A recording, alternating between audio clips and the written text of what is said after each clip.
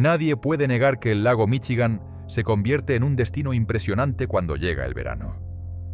Los pequeños pueblos a su alrededor, los puertos llenos de vida y esas puestas de sol doradas que se reflejan en el agua han quedado grabadas como recuerdos inolvidables para millones de personas. Pero tras esa belleza, que parece tan tranquila, el lago siempre ha ocultado oscuros y terribles secretos. Por su forma alargada y su costa ininterrumpida, el lago Michigan suele generar corrientes extrañas, impredecibles. Cuando los fuertes vientos soplan desde el oeste, el agua puede transformarse en un escenario violento, levantando olas capaces de arrastrar a cualquiera que se encuentre en la orilla hacia las profundidades. Y no es solo el oleaje lo que resulta peligroso, también lo es la temperatura del agua. Incluso en pleno julio o agosto, el lago permanece sorprendentemente frío, muy lejos del calor de los mares del sur. Con unos 17 grados centígrados puede parecer refrescante, pero en las condiciones equivocadas es lo bastante gélido como para provocar hipotermia en menos de una hora. Y sin embargo, lo que más inquieta a la gente no son solo los peligros naturales, son las desapariciones. Si todo se redujera a corrientes traicioneras y aguas heladas, quizá las historias tendrían una explicación lógica. Pero a lo largo de la historia de este lago, demasiadas personas se han desvanecido sin dejar rastro. Barcos que se esfumaron sin emitir una sola señal de auxilio. Pilotos que nunca llegaron a aterrizar. Incluso capitanes que entraron en camarotes cerrados con llave y jamás volvieron a salir. Entonces, ¿está el lago Michigan ocultando algo mucho más siniestro de lo que imaginamos? Hoy lo descubriremos. Así que abróchate el cinturón, porque nos vamos a sumergir en este misterio. Y recuerda, tendrás una suerte increíble si apoyas este vídeo con un me gusta y te suscribes antes de que termine.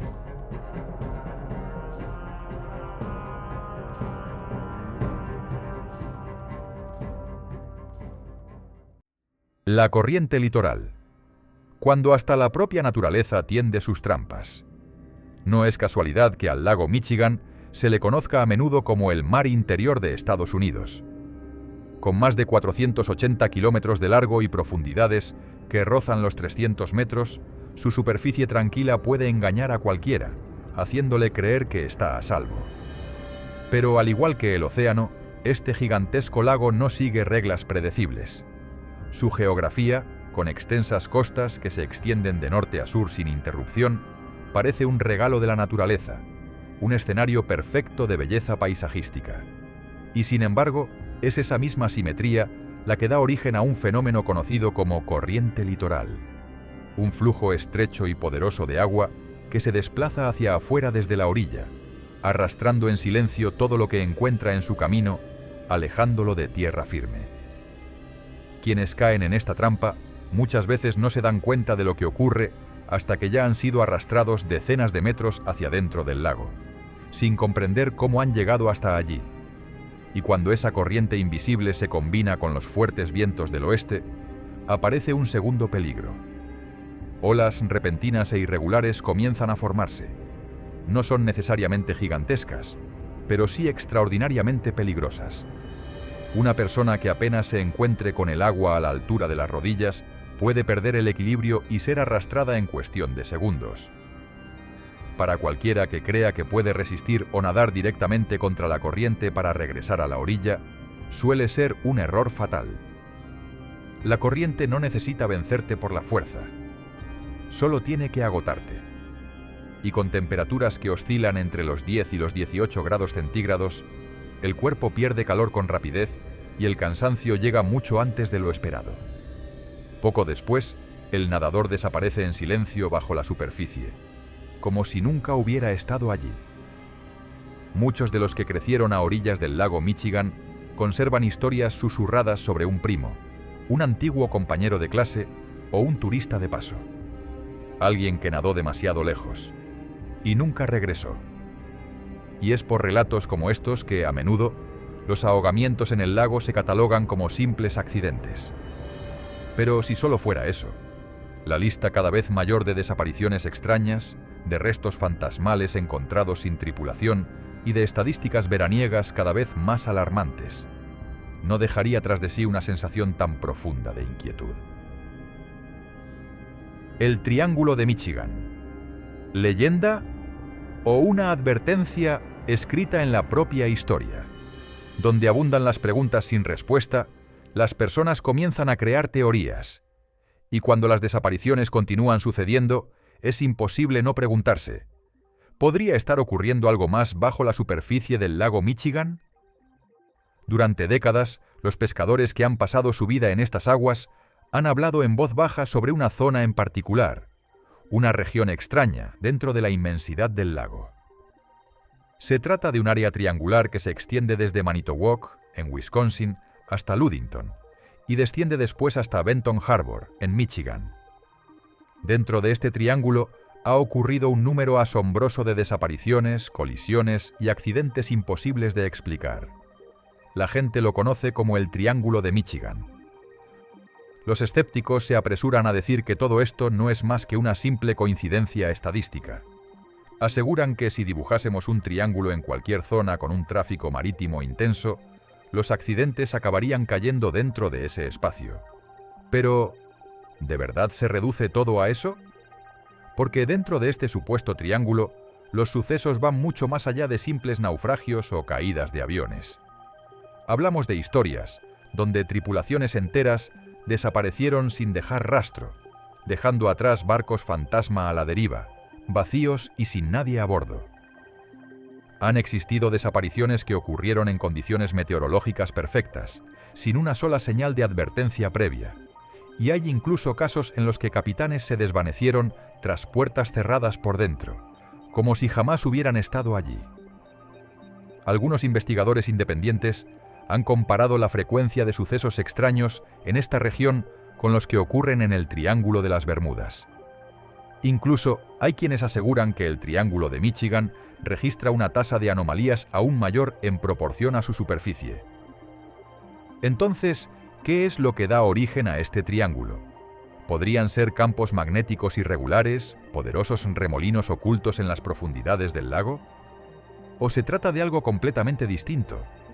¿Algo que va más allá de los límites de la ciencia moderna? Por supuesto, nadie tiene una respuesta definitiva. Pero para quienes viven cerca del lago, especialmente los pescadores veteranos, hay un consejo que siempre se transmite de generación en generación. Simple, pero inquietante. En esas aguas, nada debería considerarse normal.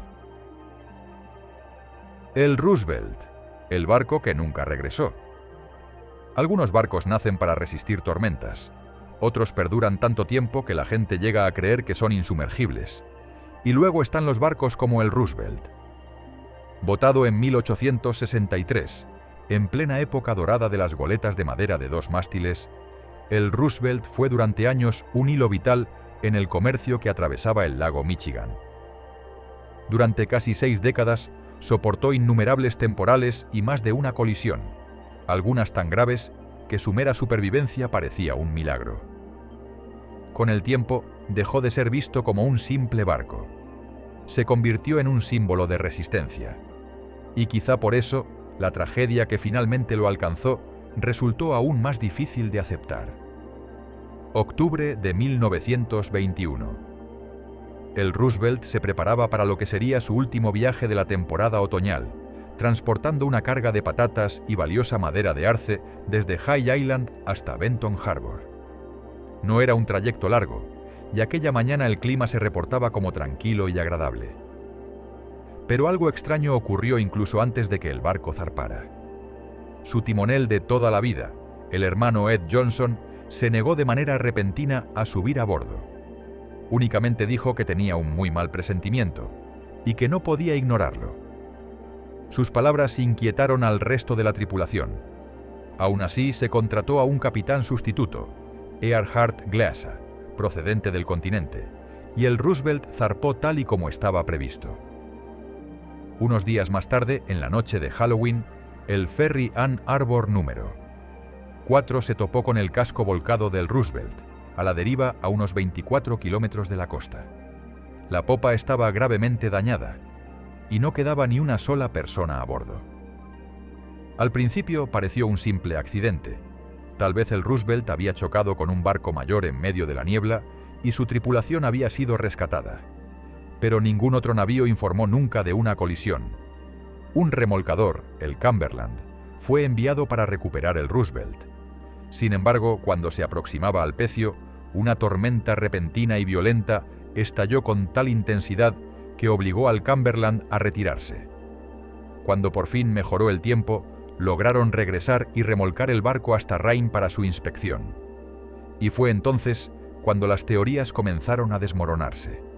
La Guardia Costera concluyó que los daños quizá no se debieron a un choque, pero si no fue una colisión, ¿qué lo provocó?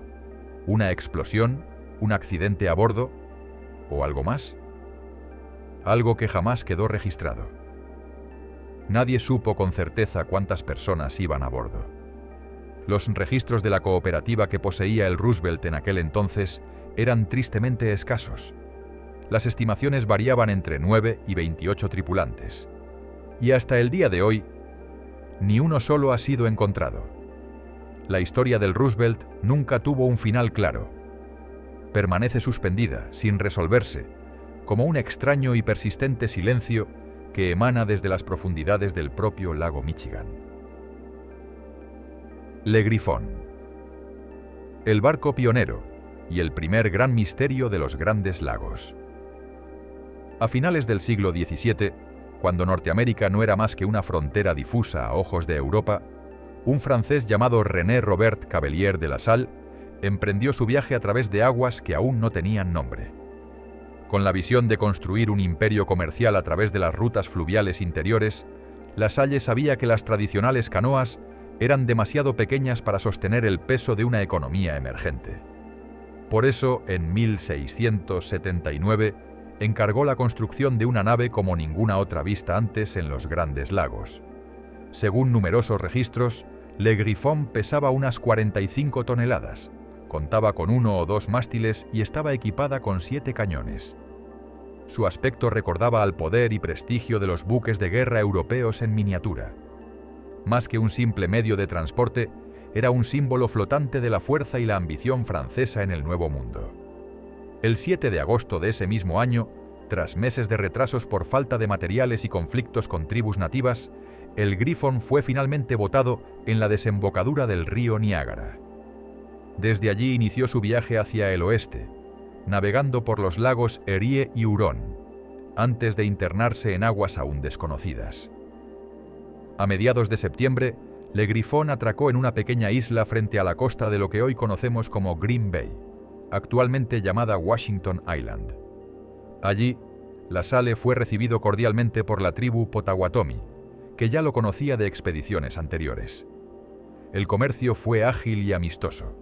Valiosas pieles se intercambiaban por herramientas, armas, cuentas y ropa europea. Muy pronto, la bodega del barco rebosaba de pieles. El 18 de septiembre de 1679, Le Griffon partió de la isla, poniendo rumbo al este.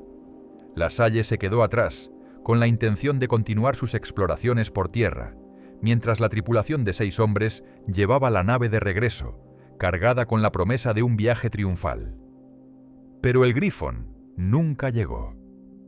El barco más grande que hasta entonces había cruzado el lago Michigan desapareció por completo, sin dejar el menor rastro, apenas unos días después de zarpar. Y así comenzaron a surgir las teorías.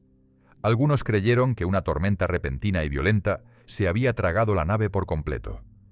Según ciertos relatos, los ancianos de la tribu Potawatomi habían advertido que los vientos pronto cambiarían, pero la tripulación, al parecer, no les prestó atención. Si aquello era cierto, Le Griffon pudo haber sido reclamado por la propia quietud engañosa de las aguas del lago Michigan. Otros especularon que el barco había sido emboscado por una tribu rival. Y luego estaban las voces más escépticas, quienes creían que la tripulación había hundido deliberadamente la nave, robado las pieles y desaparecido en la naturaleza para buscar su propia fortuna. Sea cual sea la teoría, hay algo que no ha cambiado. Los restos del Le Griffon jamás han sido hallados. Y a pesar de siglos de búsqueda, nunca se ha hecho un descubrimiento arqueológico confirmado que pueda vincularse a la nave. El Griffon, el primer gran barco de los Grandes Lagos, sigue perdido. Su destino permanece enterrado entre el tiempo, las aguas y el misterio. George Donner, el hombre que cerró la puerta y nunca volvió a salir.